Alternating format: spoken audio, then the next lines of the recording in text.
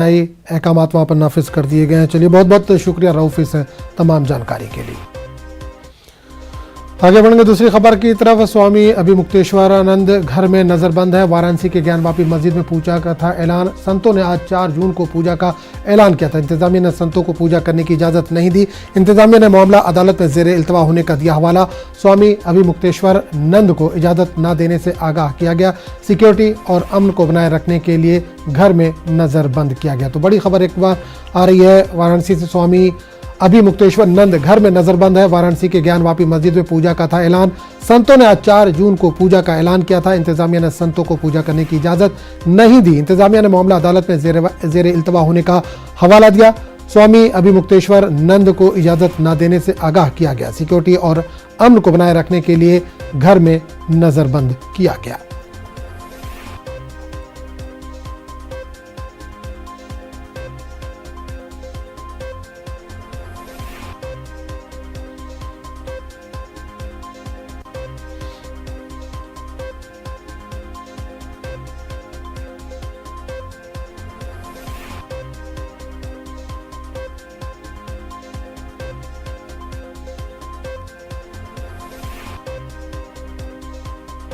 ये है कि हम तो यहाँ पर मठ में हैं और कल से ही कई लोग कह रहे हैं कि आपको अघोषित रूप से हाउस अरेस्ट कर दिया गया है।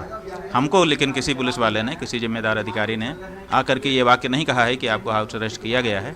लेकिन हमारे जो काम करने वाले लोग हैं मठ के और जो नित्य दर्शनार्थी हैं, उनको ज़रूर आने से, मठ के अंदर प्रवेश करने से रोका जा रहा है। रात से ही रोका जा रहा है। सवेरे हमको जब 5 बजे की पूजा हमने किया तो 5 बजे के जो दर्शनार्थी हैं उन्होंने टेलीफोन करके हमको बताया कि हम तो आज की पूजा में आ ही नहीं पा रहे हैं।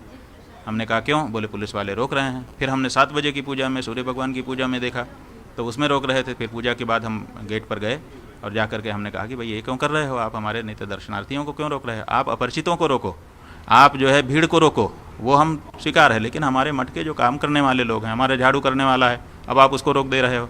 आप पूजा करने वाला है, उसको रोक दे रहे हो। तो ये सब क्यों कर रहे हो? तो उन्होंने अभी हमको कहा है कि हम अपने बड़े अफसरों से बात करके इस बारे में आपको बताते हैं। 15-20 मिनट का समय। तो ना तो किसी को आने दे रहे हैं, ना तो अंदर जो लोग हैं उनको बाहर जाने के लिए कह रहे हैं कि आप बाहर नहीं जा सकते, ये तो कह रहे हैं। लेकिन हमको किसी ने ये शब्द नहीं कहा है कि आपको हाउस अरेस्ट किया गया है।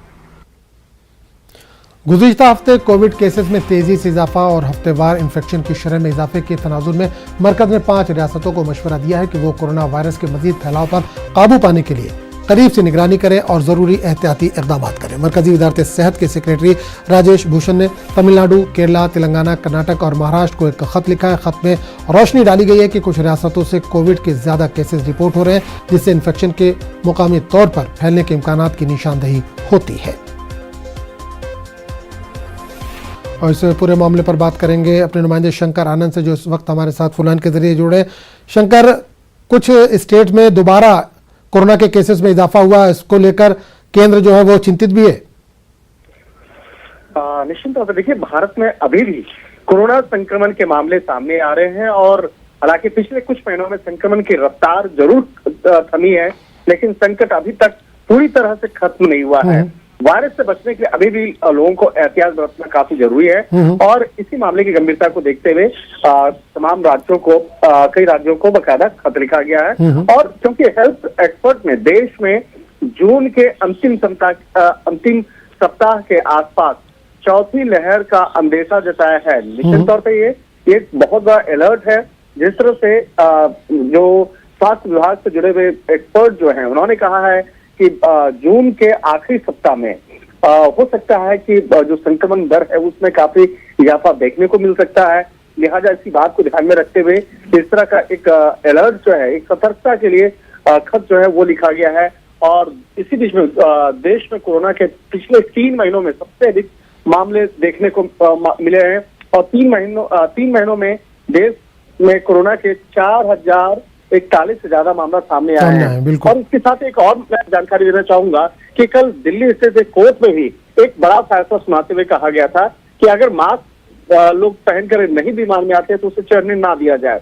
तो ये भी उसी बात को ध्यान में रखते हुए कि कोरोना संक्रमण के मामले, बिल्कुल गाइडलाइन जो कोरोना की बनाई गई थी उसको फॉलो करना जरूरी है, क्योंकि केसेस में दोबारा इजाफा हो रहा है। चलिए बहुत बहुत शुक्रिया शंकर इस तमाम जानकारी के लिए।